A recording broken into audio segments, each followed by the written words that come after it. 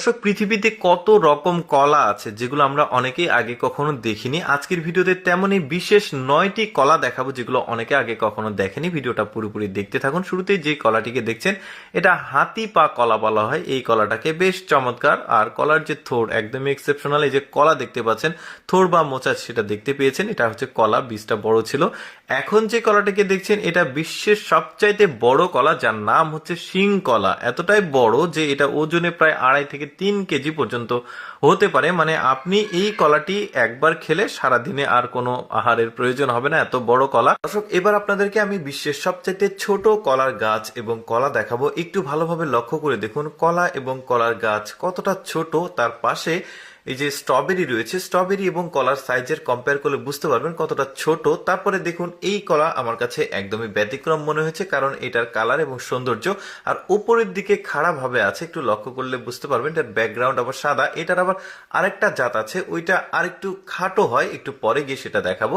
বেশ চমৎকার কলা, কিন্তু উপরের দিকে আছে। একটু ভালোভাবে লক্ষ্য করলে বুঝতে পারবেন, একটু পরে আবারও দেখাচ্ছে। এইটা দেখুন, এটাকে বলা হয় হাজার আঙ্গুরের কলা। মানে একটা কানে এত পরিমাণ কলা, একটু ভালোভাবে লক্ষ্য করলে বুঝতে পারবেন কয়েক হাজার কলা রয়েছে এই কানে। বেশ চমৎকার। আঞ্চলিক ভাষায় আমি বলছি, অনেকে কান বলে, অনেকে থোড় বলে, মোচা বলে অনেকে। তো যাই হোক, একটু ভালোভাবে দেখুন কি পরিমাণ কলা একটা কানে। এটা কিন্তু উপরের দিকে একটা পাকা আছে, সেটাও দেখাবো আপনাদেরকে। এগুলো সবই বাইরের দেশের কলা, আমাদের দেশে তেমন দেখা যায় না।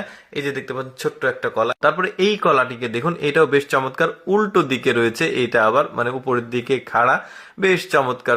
দেখেছেন কত রকম কলা আছে পৃথিবীতে যেগুলো আমরা অনেকে দেখিনি। দেখতে পাচ্ছেন অনেকটা বীজ কিন্তু বেশি। তারপরে হাত জোড়া কলা বলা হয় একে। দেখতে পাচ্ছেন একসঙ্গে কতগুলো কলা একজমে জমজ বেঁধে আছে। বেশ চমৎকার। তবে হাত জোড়া নামকরণ করার সম্ভবত কারণটা আপনারা বুঝতে পারছেন, দুই প্রান্ত একত্রিত হয়েছে, হাতের মতো করে মুঠির মতো হয়ে আছে।